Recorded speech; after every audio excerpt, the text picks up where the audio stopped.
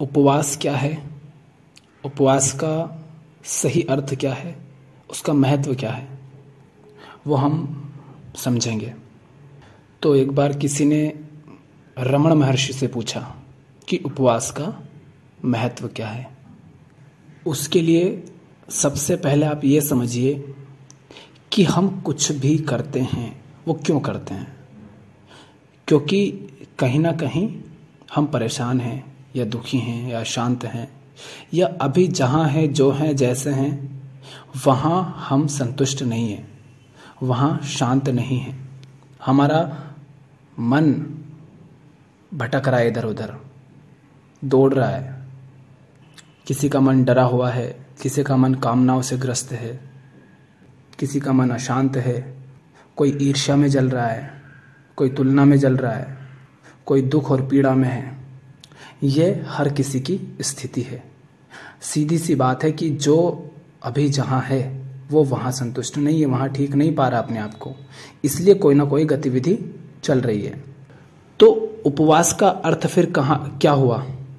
उप का अर्थ होता है बीइंग नियर, माने पास रहना, पास है ना, नियर होना। और वास का मतलब वास करना, रहना, लिविंग। उप मतलब पास, नियर, और वास मतलब लिविंग, रहना। तो उपवास का अर्थ क्या हुआ? उसके निकट रहना जहां पर मन की भागदौड़ रुक जाती हो, जहां पर मन शांत रहता हो, जहां पर मन दुखी और पीड़ा से अशांत नहीं हो। उसके निकट रहना जहां मन में भय ना हो, उसके निकट रहना जहां मन ईर्ष्या, घृणा, तनाव और चिंता से भरा हुआ ना हो, उसे कहते हैं उपवास। तो हमारा मन वहाँ पर स्थिर क्यों नहीं हो पाता, शांत क्यों नहीं रह पाता? किस तरह से हम उससे दूर हो जाते हैं जिसके निकट मन को रहना चाहिए? माने मन को शांत होना चाहिए, लेकिन वो अशांत कैसे हो जाता है? मन को निर्भय होना चाहिए, मगर वो भयभीत क्यों हो जाता है? मन को विश्राम में होना चाहिए, किंतु वो संघर्ष में कैसे उतर जाता है? तो इस पर महर्षि कहते हैं कि कामनाएं हैं जो मन को दौड़ाती हैं।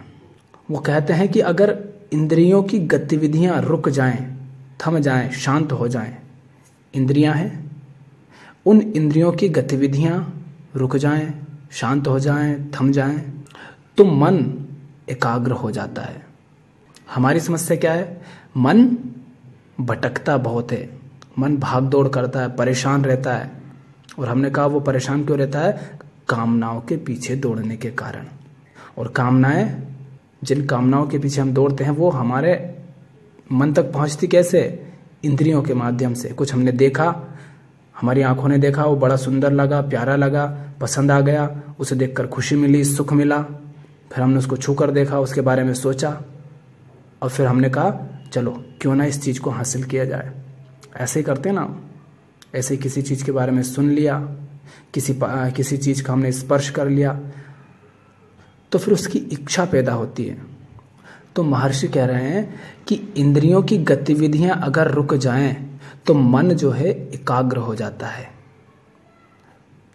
और ऐसा एकाग्र मन जब भगवान पर केंद्रित हो जाता है, जैसे आप भगवान कह दो, मौन कह दो, ट्रुथ कह दो, सच्चाई कह दो, तो जब मन उस भगवान पर केंद्रित हो जाता है तब वो सेल्फ में ही रहता है। तो उपवास का अर्थ है सेल्फ के पास रहना। मन का सेल्फ के पास रहना ही उपवास है। और पास कब रहेगा? जब इंद्रियों की सारी गतिविधियां रुक जाती हैं, शांत हो जाती हैं, तो मन एकाग्र हो जाता है। और जब मन एकाग्र हो जाता है तब मन किसके पास होता है? तब मन सेल्फ के पास ही होता है। तो मन का सेल्फ के पास होना ही उपवास है। और वो कैसे होता है? मन सेल्फ के पास जब इंद्रियां अपनी गतिविधियां छोड़ देती हैं। महर्षि कहते हैं कि desires are the food for the mind, giving them up is उपवास। जो इच्छाएं हैं वही मन को ऊर्जा देती हैं, इच्छाएं ही मन का भोजन है। मन क्या? वो जो सदा दौड़ता रहता है, वो जो सदा परेशान रहता है, वो जो हमेशा संघर्ष में रहता है, वही मन है। तो अगर इच्छाएं हैं तो मन दौड़ेगा, इच्छाएं हैं तो मन होगा। तो महर्षि कह रहे हैं कि इच्छाएं ही मन का भोजन है। उन इच्छाओं से मुक्त हो जाना ही उपवास है। If there are no desires whatsoever is no such thing as mind।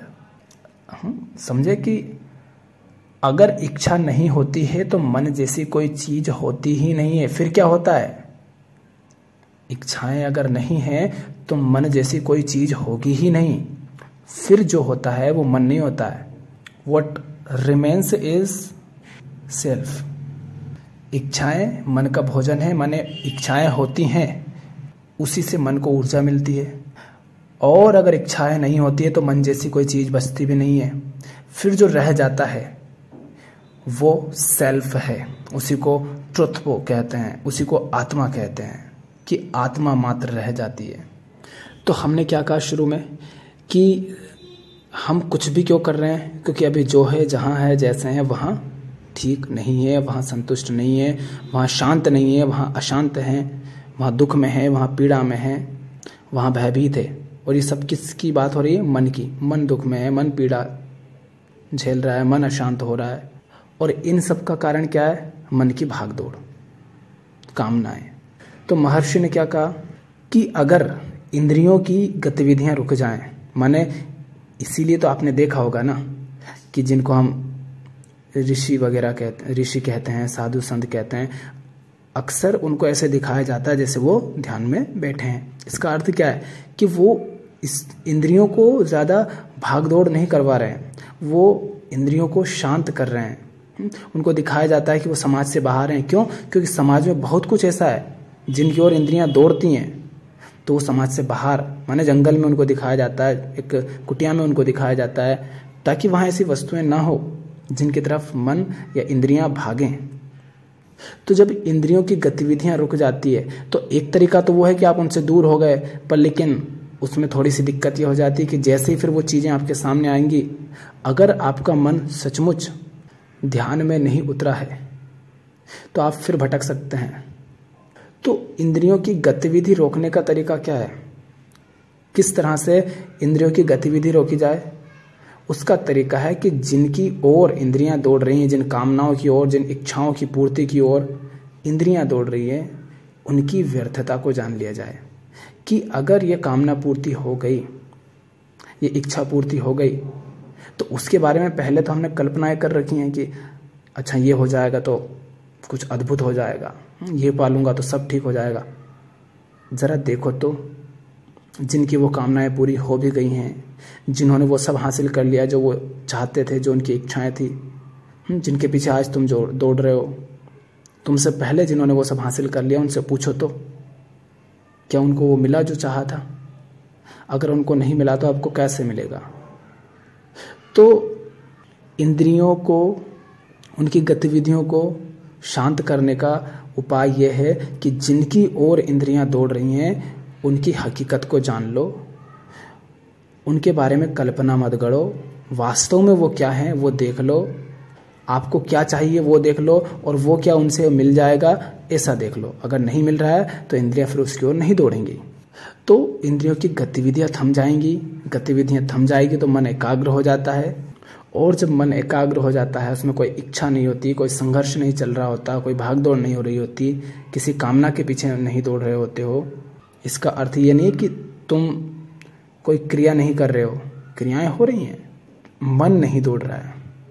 शरीर को भूख लगी भोजन करेगा, प्यास लगी पानी पिएगा, भोजन की व्यवस्था करेगा, ये सब चलता रहेगा। ये समस्या नहीं है हमारी। समस्या क्या है? अकेलापन, अशांति, भय, तुलना, किसी से आगे निकलना है, घृणा, ईर्ष्या, ये सारी समस्याएं, सम्मान, पद, प्रतिष्ठा, ये सारी भागदौड़ हैं जो मनुष्य की असली समस्याएं हैं, जो मन को अशांत करती हैं। तो जब ये सब नहीं होती हैं तो मन जैसी कोई चीज बचती भी नहीं है, क्योंकि इन सब का मिला जुला नाम ही मन है। और जब मन होता ही नहीं है तब जो रह जाता है उसी को सेल्फ बोलते हैं, उसी को आत्मस्थ हो जाना कहते हैं, उसी को समाधिस्थ हो जाना कहते हैं। तो ये होता है उपवास का असली अर्थ। और जो व्यक्ति मन का उपवास करता है, जो व्यक्ति मन का उपवास कर सकता है, माने मन के तल पर ही शांत हो जाता है, स्थिर हो जाता है, मुक्त हो जाता है कामनाओं से, सारी भागदौड़ से, सारे संघर्ष से, ऐसे व्यक्ति को फिर शरीर का उपवास करने की कोई आवश्यकता नहीं होती है। लेकिन हम देखते हैं, तो जिस व्यक्ति ने उनसे सवाल पूछा था उसी ने फिर पूछा कि फिर ये जो भोजन नहीं खाना होता है, व्रत कर, ये भजन कीर्तन करते हैं, ये सब क्या है उपवास के नाम पर? तो महर्षि यही कहते हैं कि जो व्यक्ति मन का उपवास नहीं कर सकता है, फिर उसको कहा जाता है कि चलो तुम सूक्ष्म तल पर नहीं कर सकते तो तुम्हारी जो कामनाएं हैं उनका उपवास करो। माने तुम्हारी कामना थी आज कुछ पाने की, मान लेते हैं भोजन ही पाने की, तो तुमसे कहा कि तुम कामना से तो मुक्त नहीं हो सके, चलो स्थूल रूप से ही आज तुम भोजन मत करो। इससे क्या होगा, आप एकदम से बहुत आगे नहीं बढ़ सकते, तो आपको एक एक सीढ़ी करके आगे बढ़ना है। सिर्फ भोजन नहीं खाने से आप सत्य के निकट नहीं आ जाएंगे, सिर्फ भोजन नहीं करने से आप आत्मस्थ नहीं हो जाएंगे, आप सत्य के निकट नहीं आ जाएंगे। लेकिन शुरुआत करने के लिए कह दिया जाता है कि चलो यहाँ से शुरू करो कि आज आप भोजन नहीं खाएंगे या आप अन्न नहीं खाएंगे, थोड़ा बहुत फलाहार कर लेंगे, आप उपवास कर रहे हैं कि आप आज मौन रहेंगे, कुछ बोलेंगे नहीं। पर हम देखते हैं कि अधिकांश लोग तो यहीं पर अटके रह जाते हैं, वो बस पूजा पाठ, खाना नहीं खाना, कि चलो सोमवार को, मंगलवार को, फलाने दिन को फलाना उपवास रह लेंगे, वो सिर्फ इसी में अटके रह जाते हैं, इसी को सब कुछ समझ लेते हैं। पर उनका जीवन की समस्याएं समाप्त होती नहीं, मन तो उनका वैसे ही अशांत परेशान रहता है। क्यों? क्योंकि उनको पता ही नहीं कि उपवास का अर्थ क्या है, उपवास क्यों किया जाता है।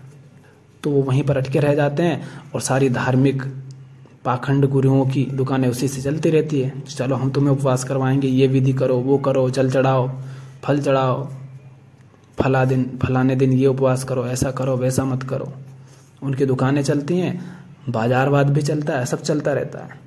तो उपवास का असली अर्थ है कि आप सेल्फ के निकट रहें। आप माने मन सेल्फ के निकट रहे, और सेल्फ के निकट होने का अर्थ है कि अब मन नहीं रहा, मन सेल्फ में ही विलीन हो गया। तो आप ऐसा भी कह सकते हैं, कामनाओं से, इच्छाओं से मुक्त मन ही सेल्फ है, इच्छा मुक्त मन ही आत्मा है। पर किसी विशेष दिन भोजन नहीं करने से आप आत्मस्थ नहीं हो जाओगे।